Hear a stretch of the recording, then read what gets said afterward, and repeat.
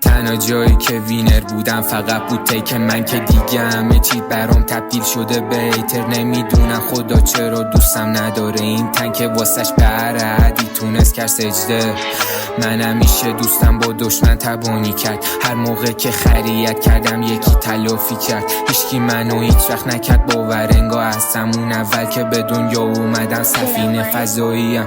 دیگه نمیخوام به کسی داشته باشم اسی تو قلبم، الان لاف پلی میشه نمیاد اسمی تو مغزم. همش با خودم خلوت میکنم منم و یه سیگار و یه فضای آروم و ته پیکی تو دستم. بابا خیلی دوستت دارم که ندارم پرونده، وگرنه میپیچید بهم قتل عمده. سر بهتره خوبی سر درده، کیرم امنیه کی منو ترک کرده. همه تغییرت میدم واسه خودشون، این دنیا بیشتر از چیزی که من بگم بیرمه. بعد مدرسه که ندیدم من یه روز صبح زود خودم بایستادم، ساعتم مثل فلش میچرخه، انگار هورمونم قاطی شدم با هدفم پاچیدم رم. من بودم من خوابم زدم، اینا چرا شاکی شدن؟ این وضعیت ادامه داره برا من تا 20 و چند تا الان سنو گذروندم همه رو راضی کنم.